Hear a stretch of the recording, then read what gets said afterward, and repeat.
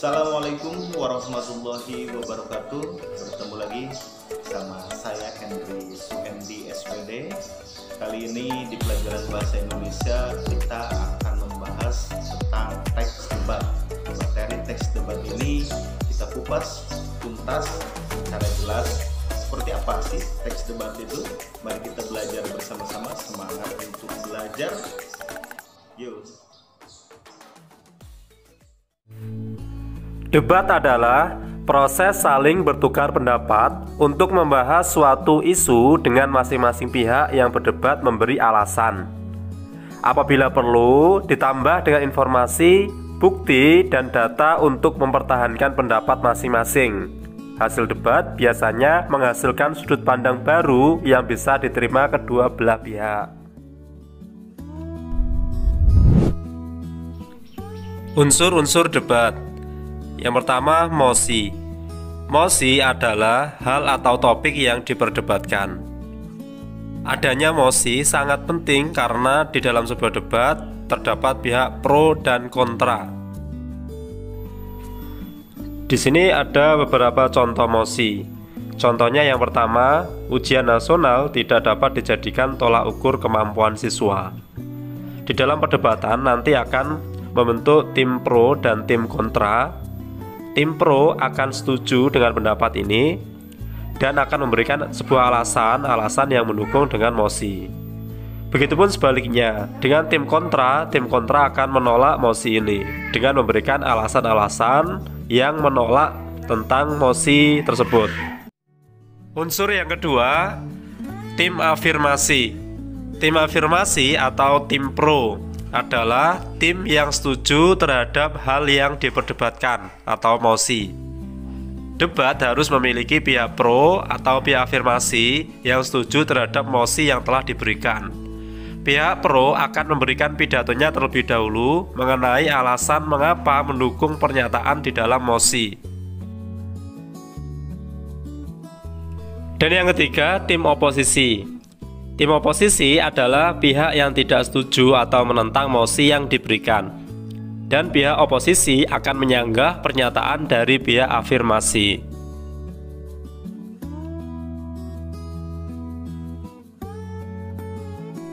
Dan unsur yang keempat, tim netral.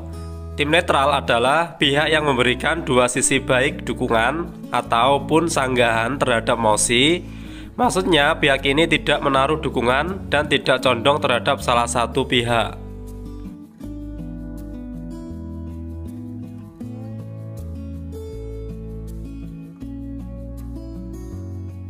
Dan unsur yang kelima, moderator. Moderator adalah orang yang memimpin dan membantu jalannya perdebatan.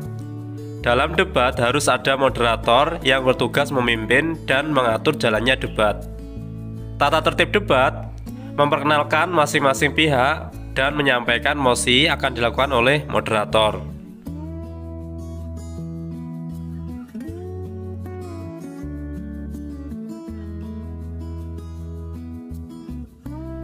Dan unsur yang keenam adalah penulis.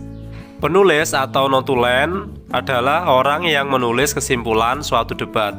Notulen bertugas mencatat hal-hal terkait debat yang sedang berlangsung. Misalnya, mosi debat, pernyataan moderator, penyampaian masing-masing tim atau pihak, dan hasil keputusan akhir.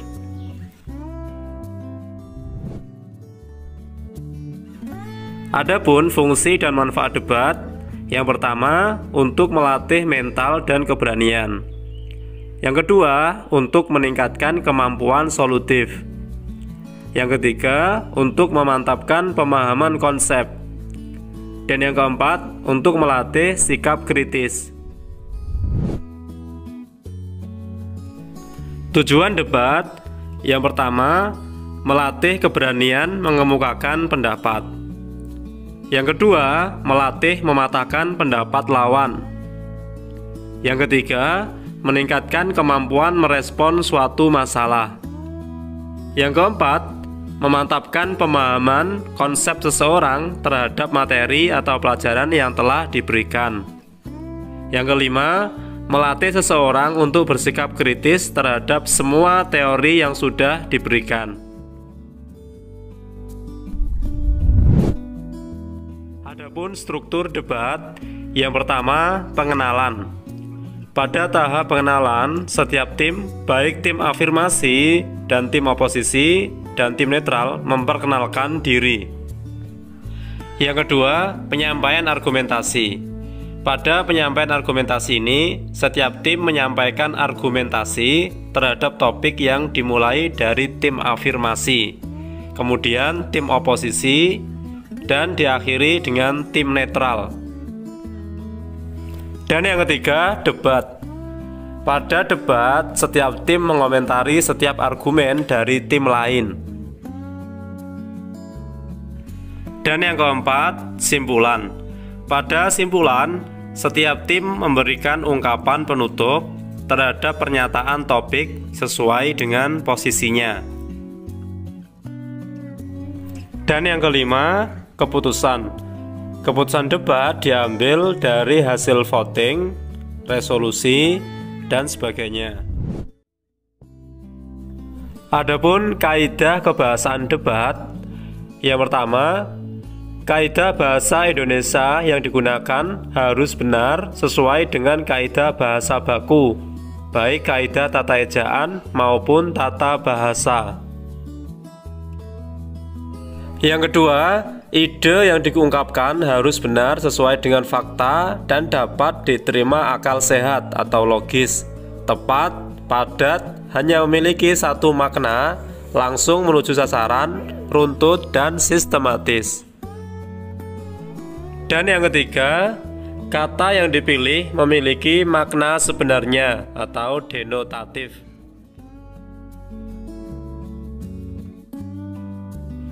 Tata cara debat yang pertama, memahami dan menjalankan peraturan debat yang telah disepakati peserta dan anggota debat.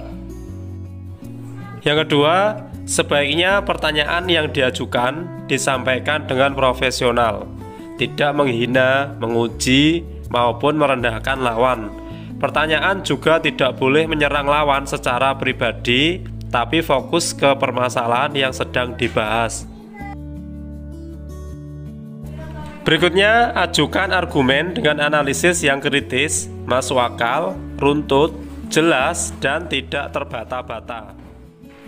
Berikutnya, dalam menyampaikan gagasan, kenali dan pahami kelemahan maupun kelebihan yang dimiliki lawan.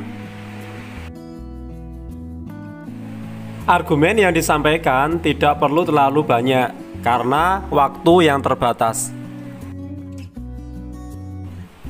Menyajikan gagasan yang akurat dan bisa dipertanggungjawabkan. Yang terakhir, buatlah kesimpulan yang menunjukkan pernyataan final dengan kalimat yang lugas dan langsung menuju ke titik celah lawan.